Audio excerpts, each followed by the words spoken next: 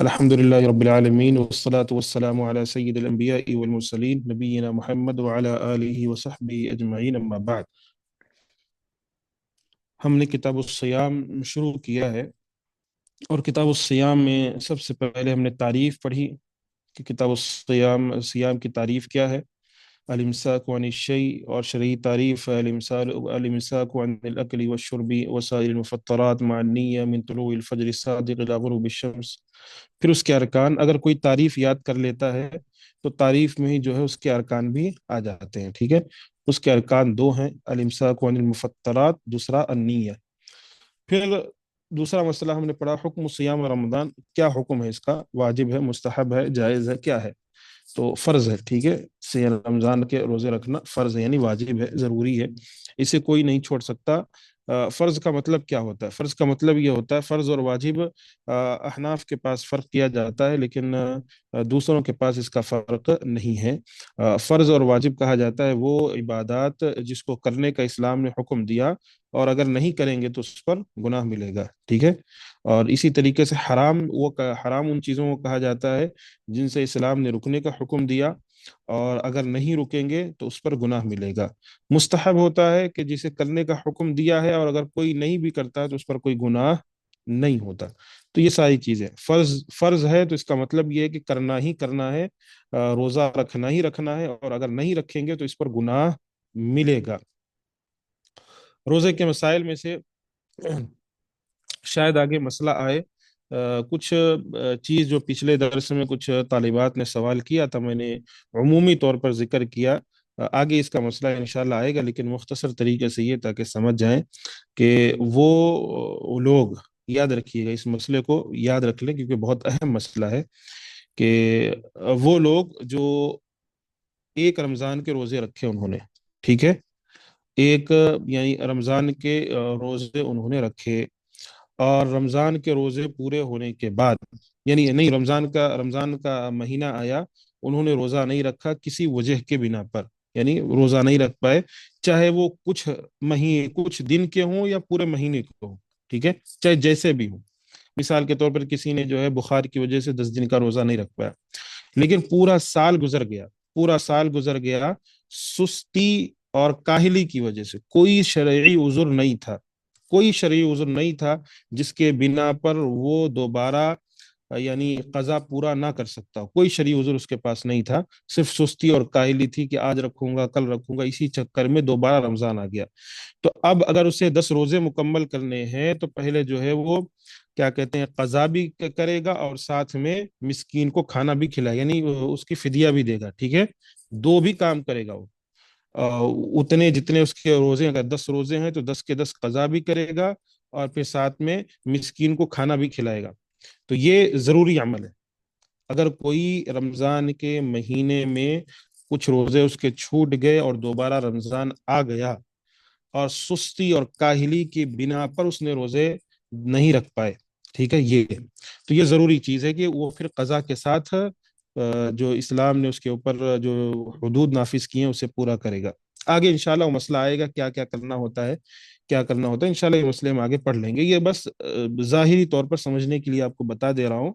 और साथ में एक मसला और पूछा गया था कि क्या खातून को अगर उसका शौहर इजाजत नहीं दे रहा हो रमजान की कज़ा पूरा करने का, यानी रमजान के रोजे जो उसके छूट गए हैं उसको पूरा करने का, यानी उस कज़ा हो गए हैं रोजे, उसे पूरा करने का, तो क्या औरत को शर्त है कि वो अपने शौहर की इजाजत ले?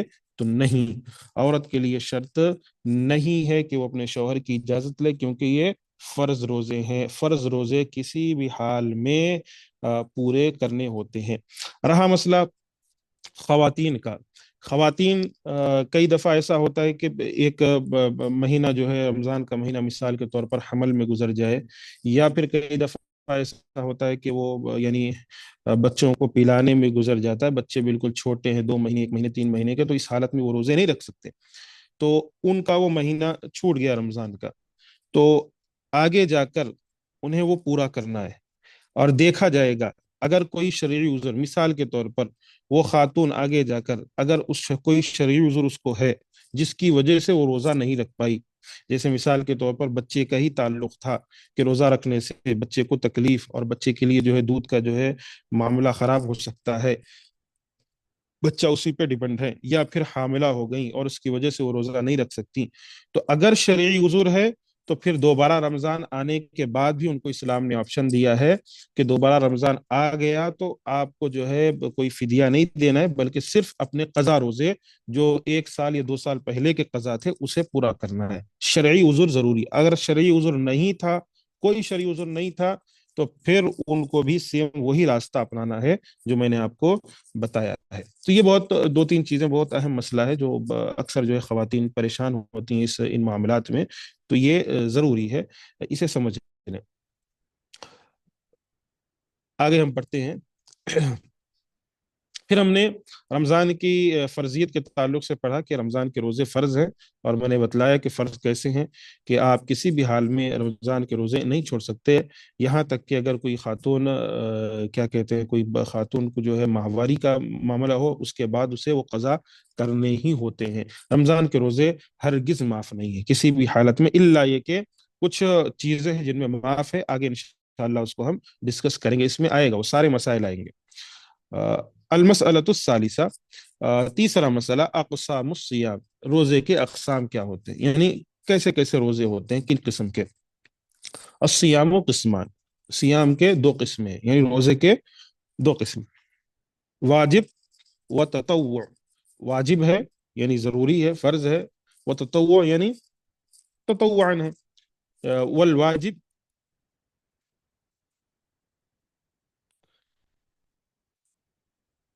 تطوعا ہے یعنی نفل روزے جسے ہم اپنی زبان میں کہتے ہیں۔ والواجب، واجب ينقسم الى ثلاثه اقسام، جو واجب ہیں وہ تین قسموں میں، اس کے تین اقسام ہیں، ٹھیک ہے۔ پہلے روزے کے اقسام کیا ہے، ٹھیک ہے، روزے کے دو اقسام، ایک ہے واجب، دوسرا ہے نفل۔ پھر واجب، جو روزہ واجب ہے اس کے تین اقسام ہیں، کون سے اقسام ہیں؟ پہلا صوم رمضان، رمضان کے روزے، ٹھیک ہے، جو رمضان کے روزے ہوتے ہیں وہ واجب ہے۔ صوم الکفارات، کفارے کے روزے، ٹھیک ہے، وہ جو کیا کہتے ہیں 2 مہینے لگاتار روزہ رکھنا ہے، اگر کوئی رمضان میں جو ہے جان بوجھ کر توڑتا ہے، اور اس کے جو کفارے ہیں اس کے تعلق سے، تو کفارات کے روزے یہ ضروری ہے، یہ نہیں چھوڑ سکتے، ٹھیک ہے، یہ واجب ہے۔ صوم النذر، نذر کے روزے، ٹھیک ہے، نذر کے روزے۔ نظر کا معنی آیا ہے تو اللہ کے رسول کی حدیث بھی ہے کہ نظر سے جو ہے کوئی فائدہ نہیں ہے سوائے یہ کہ کسی بخیل کی جیب سے جو ہے اللہ پیسے نکالتا ہے۔ تو نظر جو ہے اکثر ہمارے پاس مانی جاتی ہے کہ یہ ہو گیا تو میں یہ کروں گی، یہ ہو گیا تو میں یہ کروں گا، ٹھیک ہے، یہ نظر مانی جاتی ہے۔ نظر سے کوئی فائدہ نہیں، ٹھیک ہے، کوئی فائدہ اس سے نہیں ہوتا ہے۔ جو لوگ نظر مانتے ہیں کہ میرا بچہ ٹھیک ہو گیا تو میں یہ کروں گا، تو یہ تو صرف ایک نظر ہے، وہ آپ پیسے خرچ کر رہے ہیں، ہاں اگر اللہ کے لیے کر رہے ہیں تو الگ معاملہ، لیکن اس کا جو ہے کوئی ایسا ڈیپینڈ نہیں ہے کہ اگر آپ نے یہ نظر مانی جس کی وجہ سے یہ بچہ اب ٹھیک ہو جائے گا یا یہ شخص ٹھیک ہو جائے گا، ایسا کچھ ہوتا نہیں ہے، بلکہ وہ ساری چیزیں اللہ رب العالمین نے پہلے سے لکھ رکھی ہیں۔ تو اور اگر کسی نے نظر مان لی تو پھر اسے پورا کرنا ہے، ٹھیک ہے، اسے نہیں چھوڑ سکتا، چاہے وہ کسی کوئی بھی نظر ہو۔ مثال کے طور پر اس نے نظر مانی، بچہ بیمار تھا اس نے کہا کہ اگر میں اللہ میرا بچہ اگر ٹھیک ہو گیا نا تو میں جو ہے ایک بکرا ذبح کروں گا، اب معاملہ ختم، اب آپ نے نظر مان لی ہے، بچہ جیسے ٹھیک ہوگا اب آپ کو بکرا ذبح کرنا ہے، اپنی نظر آپ نہیں توڑ سکتے، ٹھیک ہے۔ یہ نہیں کہ نہیں میں تو ایسا سوچا تھا، ویسا نہیں، نظر مانی ہے تو نظر پوری کرنی ہے، اللہ کہ پھر اس کے بھی جو ہے الگ چیزیں ہیں، اسلام نے شریعت نے اس کے حدود نافذ کیے ہیں۔ والکلام هنا ينحصر في صوم رمضان وفي صوم التطوع، اما بقیت الاقسام فتأتی في مواضعها انشاءاللہ۔ جو یہاں بات کرنا ہے ہمیں، جو یہاں ہماری اصل گفتگو کا محور ہے، وہ رمضان کے روزے ہیں، ٹھیک ہے، اور نفل روزے ہیں۔ واما، اور رہا بقیت الاقسام، جو باقی اقسام ہیں، فتأتی في موضعها، وہ اپنے جگہوں پر آئیں گے انشاءاللہ۔ المسألة الرابعة، چوتھا مسئلہ، فضل صیام شہر رمضان، رمضان کے روزوں کی فضیلت، ٹھیک ہے، رمضان کے مہینے کے روزوں کی فضیلت، والحکمہ، मिन मशरूइयत सौमिही। और क्या हिकमत है कि रमजान के रोजे मशरू हुए हैं, ठीक है, उसकी हिकमत क्या है? सबसे पहले फजल हो, उसकी फजीलत क्या है? बहुत फजाइल है इसके, अहादीस मरवी हैं, जिनमें से एक फजीलत अन अबी हुरैरा रज़ी अल्लाहु अन्हु अन नबी सल्लल्लाहु अलैहि वसल्लम क़ाल मन क़ाम लैलतल क़द्री ईमानन व इहतिसाबन गुफिर लहू मा तक़द्दम मिन ज़ंबी। जो शख्स लैलतुल क़द्र, ईमान व सवाब की नीयत से कयाम किया, ठीक है, ईमान और सवाब की नीयत से कयाम किया, गुफिर लहू मा तक़द्दम मिन ज़ंबी, तो उसके जो पहले गुनाह हैं, ये जिसे कहा जाता है पिछले गुनाह हैं, अल्लाह तबारक व तआला माफ कर देंगे। साबिका, उसके जो गुनाह है उसे अल्लाह माफ कर देता है। और एक मुकाम पर अल्लाह के रसूल सल्लल्लाहु अलैहि वसल्लम ने इरशाद फरमाया वमन साम रमदान ईमानन व इहतिसाबन गुफिर लहू मा तक़द्दम मिन ज़ंबी। जो ईमान और इहतिसाब के साथ रमजान के रोजे रखे, उसके साबिका गुनाह माफ हो जाते हैं। वअनहु रज़ी अल्लाहु अन्हु, और अबू हुरैरा रज़ी अल्लाहु अन्हु से ही साबित है कि अन्न नबिय्या सल्लल्लाहु अलैहि वसल्लम क़ाल, अल्लाह के रसूल सल्लल्लाहु अलैहि वसल्लम ने इरशाद फरमाया अस्सलावातुल खम्सु वल जुमुअतु इलल जुमुअह व रमज़ानु इला रमज़ान मुकफ्फिरातुन लिमा बैनहुन्ना इज़ज्तुनिबतिल कबाइर। ठीक है, कि पांच नमाजें जुम्मा से जुम्मा तक, रमजान से रमजान तक, मुकफ्फरात यानी उसके दरमियान के अल्लाह गुनाह माफ कर देता है, ठीक है। अ, उसके दरमियान के जो भी गुनाह होते हैं वो अल्लाह तबारक व ताला माफ कर देता है, अगर वो कबायर से बचा रहे। याद रखिएगा, जहाँ कहीं भी ये जिक्र आता है, हर जगह तो नहीं लेकिन हाँ अक्सर मकामात पर जो जिक्र आता है कि पिछले गुनाह अल्लाह माफ करेगा, तो अक्सर अहले इल्म का कहना होता है कि सगीरा गुनाह अल्लाह माफ करेगा, ठीक है। जो बड़े गुनाह होते हैं, जो कबीरा गुनाह है, उसके लिए तौबा शर्त है, बगैर तौबा के अल्लाह माफ नहीं करता, याद रखिएगा। मिसाल के तौर पर कबीरा गुनाह क्या है? जादू है। कबीरा गुनाह क्या है? माँ बाप की नाफरमानी है। कबीरा गुनाह क्या है? शिरक है। कबीरा गुनाह क्या है? यही सारी चीजें, ठीक है। झूठ बोलना है, कबीरा गुनाहों में से आता है ये। तो ये जो बड़े गुनाह है ना, ये बड़े गुनाहों के लिए तौबा शर्त है, आपको तौबा अल्लाह से तौबा करनी होगी, उसके बगैर माफी नहीं। छोटे गुनाह जो हैं उनको अल्लाह तबारक व ताला माफ कर देता है। यहाँ भी अल्लाह के नबी ने वजाहत के साथ कहा, अगर वो कबायर से बचा रहे, यानी बड़े गुनाहों से बचा रहे।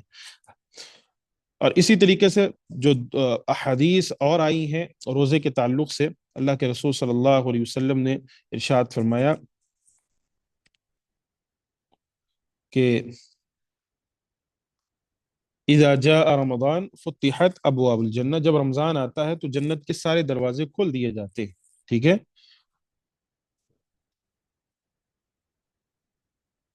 और एक दूसरे मकाम पर अल्लाह के रसूल सल्लल्लाहु अलैहि वसल्लम ने इरशाद फरमाया, जब रमजान का महीना आता है तो आसमान के तमाम दरवाजे खोल दिए जाते हैं, जहन्नम के दरवाजे बंद कर दिए जाते हैं, और शयातीन को जंजीरों में जकड़ दिया जाता है। ये रमजान की फजीलत है, रमजान की फजीलत है कि महीना आते ही अल्लाह जन्नत का दरवाजा खोल दे, आसमान के सारे दरवाजे खोल दे, और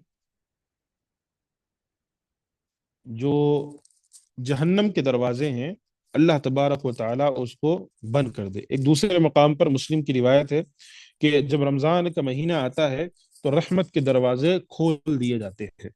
तो ये अल्लाह तबारक व ताला की तरफ से बहुत बड़ी फजीलत है। रहा बात शैतान को जकड़ने का, तो उसके ताल्लुक से अहले इल्म के बहुत ज्यादा अकवाल हैं कि इब्न हजर फरमाते हैं कि हलीमी ने कहा कि ये एहतमाल हो सकता है कि जिस तरह आम दिनों में मुसलमानों को गुमराह कर सकते हैं, रमजान में नहीं कर सकते। यानी शैतान जो जकड़े जाते हैं, इसका क्या मतलब है? इसका मतलब ये है कि आम दिनों में जैसे वो शैतान मुसलमानों को गुमराह करते थे, रमजान में नहीं कर सकते, क्योंकि लोग रोजे में मशगूल होते हैं, जो शहवात को खत्म कर देता है। قرآن مجید کی تلاوت، ذکر و اذکار میں مشغول رہنے کی وجہ سے گمراہ ہونے سے بچے رہتے ہیں۔ قاضی عیاض کہتے ہیں کہ احتمال بھی ہے، یہ احتمال ہے کہ اسے ظاہر اور حقیقت پر محمول کیا جائے، یعنی اس سے مراد رمضان المبارک کے شروع ہونے کی علامت اس کی حرمت کی تعظیم اور شیطانوں کا مسلمانوں کو اذیت سے باز آ جانا ہے، ٹھیک ہے؟ یعنی اللہ تبارک و تعالیٰ اسے جکڑ دیتا ہے۔ تو بہت سارے چیزیں ہوتی ہیں کہ الگ الگ شیخ ابن عثیمین رحمہ اللہ نے اس تعلق سے فرمایا کہ اس طرح کی حدیث امور غیبیہ میں شامل ہوتی ہے، یعنی شیطان کو جو جکڑ دیا جاتا ہے، اس کا کیا مطلب ہے؟ تو ابن عثیمین رحمہ اللہ نے فرمایا کہ ان طرح کی احادیث کو امور غیبیہ میں شامل کیا جاتا ہے، جن کے بارے میں ہمارا موقف یہ ہے انہیں تسلیم کرنا چاہیے، ان کی تصدیق کرنا ضروری ہے، ہمیں اس میں کچھ بھی کلام کرنا نہیں چاہیے، کیونکہ اسی میں انسان کے دین اور اس کی عاقبت کی بہتری ہے۔ اور اسی طریقے سے عبداللہ بن احمد بن حنبل نے اپنے والد احمد بن حنبل رحمہ اللہ سے کہا کہ ماہ رمضان میں بھی انسانوں کو جن چمٹ جاتے ہیں اور وہ ان کے چنگل میں پھنس جاتے ہیں، تو امام احمد نے جواب میں کہا کہ حدیث یہی کہتی ہے اور اسی طرح حدیث میں وارد ہوا ہے، اور ہم اس میں کوئی کلام نہیں کر سکتے، ٹھیک ہے؟ یعنی جو شیطان کو اللہ جکڑ دیتا ہے، کیسے جکڑے گا، کیسے پکڑے گا، کیا طریقہ کار ہے، کیا ہے؟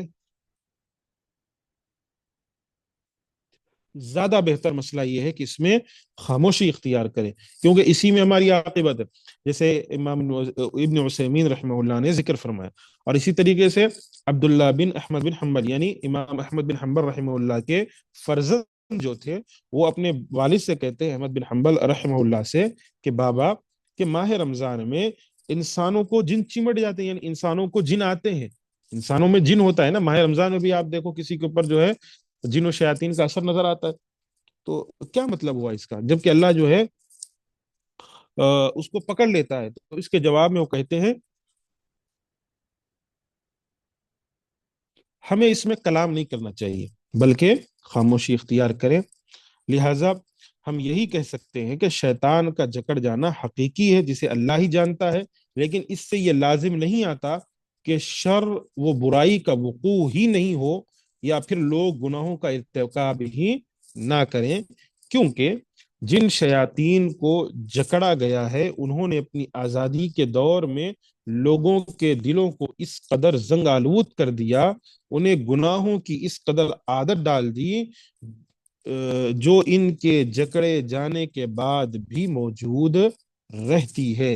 کہ کہنے کا مطلب یہی ہے کہ شیطان جکڑے جاتے ہیں تو جکڑے جاتے ہیں، لیکن اب کوئی شخص آ کر کہے کہ اگر شیاطین کو اللہ جکڑ دیتا ہے تو پھر یہ گناہ کیوں ہو رہے ہیں رمضان میں، پھر یہ مسلمان گناہ کیوں کر رہے ہیں رمضان میں؟ بعض مسلمان ہوتے ہیں جو گناہ کرتے ہیں، جو روزے بھی نہیں رکھتے، تو جب شیطان پکڑا جا چکا ہے تو مسلمانوں سے گناہ کیوں ہو رہا ہے؟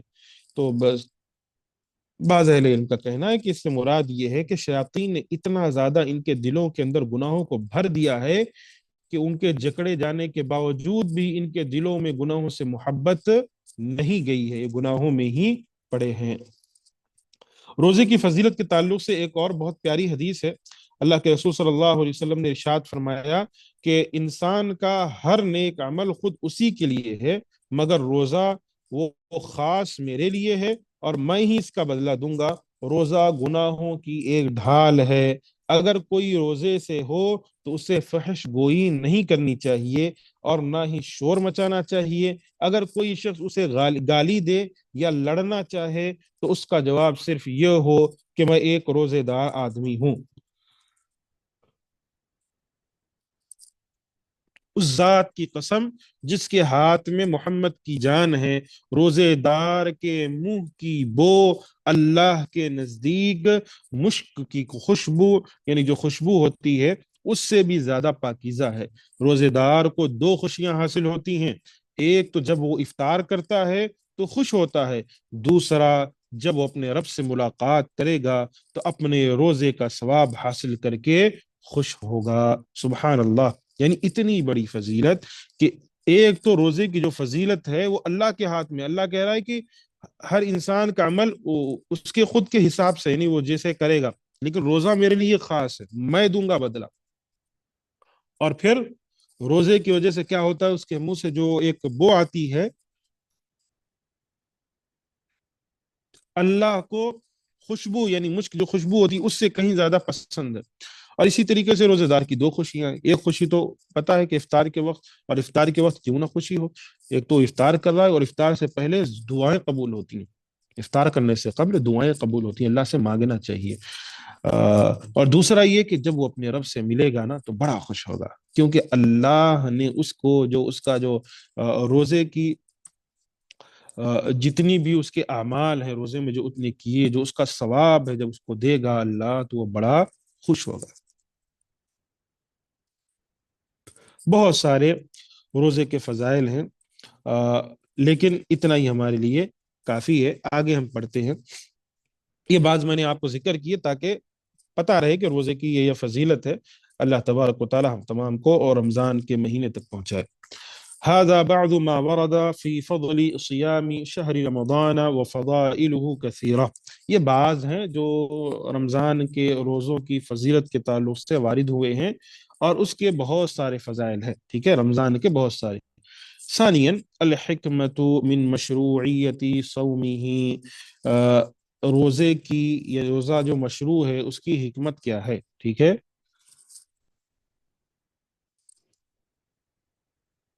اللہ نے جو روزہ فرض کیا ہے اور روزہ رکھنے کا حکم دیا، کیا حکمت ہے، کیا فائدہ ہے اس سے، کیا ملتا ہے، کیوں کیوں رکھا گیا ہے۔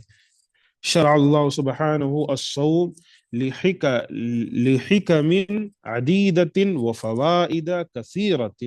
اللہ تبارک و تعالی نے روزے کو مشروع کیا ہے، بہت ساری اس میں حکمتیں اور بہت سارے فوائد ہیں، انہی میں سے بعض یہ ہیں۔ اولا تزکیت النفس، نفس کی پاکیزگی، یعنی نفس کا پاک ہونا، وتطہیرها، اور اس کا یعنی نفس کا تزکیہ اور اس کی پاکیزگی وہی چیز ہے، یعنی اس کا جو ہے بالکل طاہر ہونا، صاف ہونا نفس کا۔ وتن وتنقیتها من الاخلاق الردیئۃ والاخلاق الرذیلہ، اور اسی طریقے سے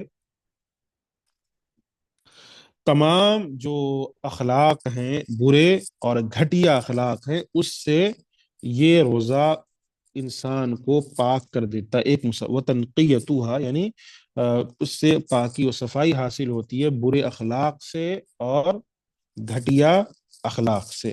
لأن الصوم يضيق مجاري الشيطان في بدن الانسان، کیونکہ روزہ انسان کے جسم میں شیطان کی گزرگاہوں کو تنگ کر دیتا ہے، ٹھیک ہے، شیطان جو انسان کے جسم میں چلتا ہے، گزرتا ہے، اس کو تنگ کر دیتا ہے روزہ۔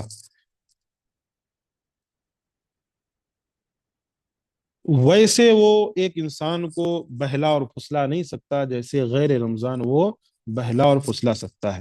تو سب سے بڑا فائدہ ہمیں یہ ملتا ہے کہ ہمارا نفس پاک ہو جاتا ہے، ہم بالکل پاک و صاف ہو جاتے ہیں۔ ثانیا فی الصوم تزہید فی الدنیا و شہواتها، یعنی روزے میں دنیا سے بے رغبتی کا ذکر کیا جاتا ہے، ٹھیک ہے، اور اس کی شہوات، دنیا کی جو شہوتیں ہیں اس سے بے رغبتی، اور وہ ترغیب فی الآخرہ، آخرت کی ترغیب ملتی ہے، ونعیمها، اور اس کے جو انعامات ہیں، ٹھیک ہے۔ دنیا سے انسان کو بے رغبتی ہوتی ہے، آخرت سے محبت پیدا ہوتی ہے، یہ روزے کی ایک حکمت ہے اور حقیقت ہے۔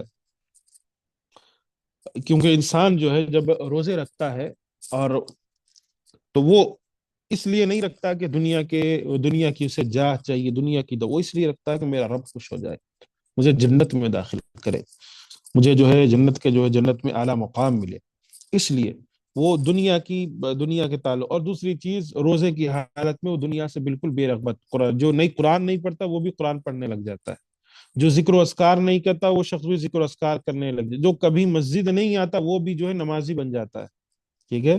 تو یہ ہوتا ہے. ثالثا الصوم يبعث على العطف على المساکین، جو روزہ ہے مسکینوں کے ساتھ ہمدردی پر ابھارتا ہے، ٹھیک ہے؟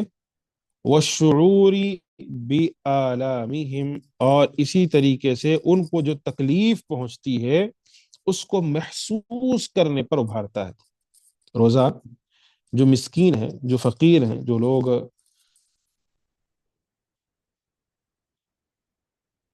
مساکین میں سے آتے ہیں، روزہ ابھارتا ہے کہ تم بھی ان کو جیسے تکلیف پہنچتی ہے بھوک کی شدت کی وجہ سے، اسے تم بھی برداشت کرو، ٹھیک ہے؟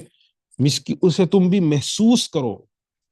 اور پھر جب انسان کو احساس ہوتا ہے کہ بھوک کیا ہوتی ہے، پیاس کیا ہوتی ہے، تو پھر اس کے دل میں ان غریبوں، ان مسکینوں کے لیے ہمدردی جاگتی ہے کہ وہ ان کی جا کر مدد کرے، کیونکہ اللہ نے ان کو تو دیا ہے، اللہ نے ہم سب کو دیا ہے، لیکن وہ بیچارہ جو پورے دن میں بھوکا ہے، اسے ایک وقت کی روٹی نصیب نہیں ہے.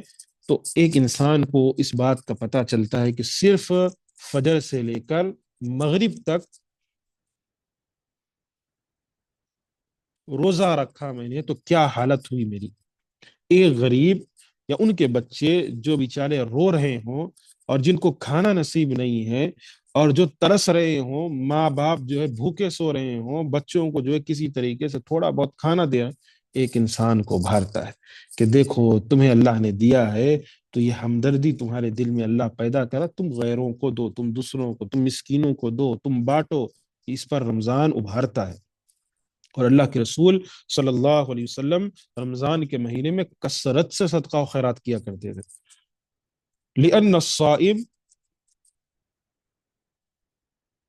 يذوق ألم الجوع والعطش، کیونکہ روزے دار چکھتا ہے بھوک کی تکلیف کو، پیاس کی تکلیف کو، ٹھیک ہے؟ روزے دار کو بھوک اور پیاس کی جو تکلیف ہوتی ہے وہ اسے سمجھ آتی ہے جب وہ روزہ رکھتا ہے، تب اسے احساس ہوتا ہے کہ رزق کی اہمیت کیا ہوتی ہے، اور پھر غریبوں سے اس کو ہمدردی پیدا ہوتی ہے، روزہ ابھارتا ہے. الی غیر ذلك من الحکم البلیغہ والفوائد وفوائد العدیدہ، اور اسی طریقے سے دوسرے بلیغ حکمتیں ہیں اور بہت سارے فوائد ہیں. یاد رکھیے گا اس کے اندر جتنے بھی فوائد ہیں اس میں کہیں بھی یہ چیز ذکر نہیں کیا گیا کہ روزہ رکھنے سے آپ کے جسم کی فلاں چیز مضبوط ہوگی، آپ کے جسم کا فلاں حصہ مضبوط ہوتا ہے، آپ کو ایسی طاقت ملتی ہے، آپ کو یہ ملتا ہے. یاد رکھیے گا روزہ ورزش نہیں ہے، روزہ ہرگز ہرگز ورزش نہیں ہے. جو لوگ کیونکہ دنیا جو ہے آج جب سب کو پتا چلا تو سب کہہ رہے ہیں کہ روزہ جو مسلمان رکھتے ہیں وہ بالکل صحیح رکھتے ہیں، کیونکہ اس کی وجہ سے کئی بیماریوں سے وہ بچتے ہیں. لیکن ہمارا مقصد روزہ رکھنے کا یہ ہرگز نہیں ہے، یہ حکمتیں قبول کرنے کا مقصد ہرگز نہیں ہے کوئی ہمیں جا کر بتلائے کہ بھائی آپ اچھے، آپ تو خوش نصیب ہو، آپ کو پورا ایک مہینہ ملا ہے اور آپ ایک مہینہ روزہ رکھتے ہو تو اس کی وجہ سے آپ فلاں بیماری سے بچ جاؤ، فلاں کینسر سے بچ جاتے ہو، فلاں سیل جو ہے آپ کے جسم کے جو کیا کہتے ہیں کیڑے ہیں آپ کے جسم کے اندر جو چیزیں ہوتی ہیں وہ کھانے لگتی ہیں فلاں کی. ہمارا یہ مقصد نہیں، ہم اس مقصد کے لیے روزہ نہیں رکھتے. ہمارا مقصد یہ ہے کہ ہمارے رب نے کہا، نبی نے حکم دیا کہ تمہیں روزہ رکھنا ہے، ہم نے آمنا و صدقنا کہہ کر روزہ رکھا. ہمارا یہ مقصد ہے، ٹھیک ہے؟ ہمیشہ اپنے مقصد کو آپ سامنے رکھیے گا. یہ ورزش کے چکر میں مت پڑیے گا، ارے ورزش مل رہی ہے روزے میں جو ہے ورزش مل جائے گی، نہیں. اگر یہاں نیت چلی گئی نا تو پورا کا پورا جو ہے آپ کا رمضان تباہ و برباد ہو جائے گا. نیت ہی آپ کی جو ہے بالکل خراب ہو جائے گی، عبادت کا مقصد ہی چھوٹ جائے گا. آپ اپنے جسم کی جو ہے فکر، میرا جسم، ہر دوسرے دن آ کر آئینے کے سامنے ٹھہر کر ہاں چہرے پر تھوڑی رونق آئی شاید روزہ رکھنے کی وجہ سے، ہاں تھوڑا جو ہے وزن کم ہو رہا ہے، ہاں فلاں ہو رہا ہے، ہاں فلاں چیز ہو رہی ہے. نہیں، یہ ساری چیزیں آپ 11 مہینے کر لیں، آپ یہ سب کچھ 11 مہینے کریں. آپ رمضان کا روزہ خاص عبادت کے لیے وقف کریں. روزہ رکھ رہے ہیں کس لیے؟ جسم کی ورزش نہیں، بلکہ روزہ اس لیے رکھ رہے ہیں رب نے حکم دیا. کوئی آپ سے پوچھے، صاف جواب، میرے رب نے حکم دیا ہے. میرے رب نے، اللہ کے نبی نے حکم دیا تمہیں روزہ رکھنا ہے، تم پر واجب، ہم نے روزہ رکھا، بس اس کے علاوہ کوئی حکمتیں تو یہ حکمتیں، جو حکمتیں یہ حکمتیں آپ یہ بیان کر سکتے ہیں کیا فائدہ اس سے ملے گا، تو اس سے فائدہ ملے گا ہمیں دنیا سے بے رغبتی پیدا ہوتی ہے، اس سے ہمیں ہمارے دل میں یہ احساس پیدا ہوتا ہے کہ غریب کیسے اپنی زندگی گزار رہا ہے، بھوک اور پیاس کو برداشت کرنا کیا ہوتا ہے، غریب کیسے برداشت کرتا ہے، یہ احساس پیدا ہوتا ہے، اس سے ہمارا دل پاک ہوتا ہے، ہمارا نفس پاک ہوتا ہے، ہمیں جو ہے سکون ملتا ہے، ہمیں اطمینان ملتا ہے، ہمیں جو ہے کیا کہتے ہیں ہمیں گناہوں سے پاکی ملتی ہے، ہم اپنے آپ کی حفاظت کر پاتے ہیں، ہمیں وہ طاقت ملتی ہے کہ اپنے نفس کو کیسے قابو کیا جائے، یہ ساری چیزیں یہ حکمتیں ہیں، ٹھیک ہے۔ کوئی آپ سے پوچھے کہ روزہ رکھنے کی کیا حکمت ہے، آپ اس کو جو ہے یہ حکمت چھوڑ کر بیان کریں کہ آپ کے جسم، آپ کے چہرے پر رونق آئے گی، آپ کا جسم کھلے گا، آپ کے پیٹ کے اندر سے جو ہے فنا فنا غلاظت ختم ہوگی، آپ کو جو ہے ایسی طاقت ملے گی، آپ کو چستی ملے گی، یہ ہے۔ یاد رکھیے گا شریعت نے ایسا کوئی حکم نہیں دیا پورے دین میں کوئی لا کر یہ ثابت کرے کہ شریعت نے کہیں ایسا حکم دیا ہو جس میں لوگوں کو تکلیف پہنچتی ہو عبادات میں، لوگوں کو یعنی لوگوں کے لیے جو ہے وہ ان کے جسمانی لحاظ سے وہ خراب ہو، کسی بھی لحاظ شریعت نے ایسی کوئی چیز نہیں رکھی، سب چیز رکھی ہے، لیکن ہمیں اس کا مقصد ہی نہیں پانا ہے، ہمیں وہ چیز سیکنڈری ہے، وہ مل رہی ہے الگ معاملہ ہے، ہمیں وہاں جانا ہی نہیں ہے، ہمیں جو جانا ہے وہ عبادت ہے، ٹھیک ہے۔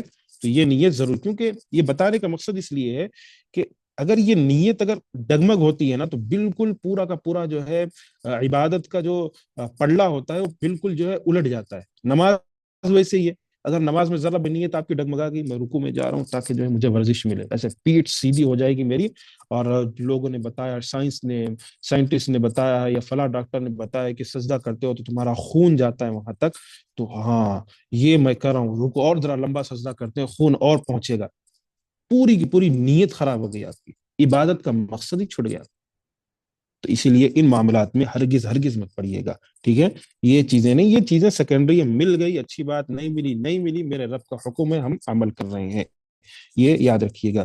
اب المسئلۃ الخامسہ انشاءاللہ ہم آئندہ درس میں پڑھیں گے، اللہ سے دعا ہے ہم تمام کو اللہ تبارک و تعالی قرآن و سنت پر عمل کرنے والا بنائے، آمین۔ وآخر دعوانا الحمد للہ رب العالمین، السلام علیکم ورحمۃ اللہ وبرکاتہ۔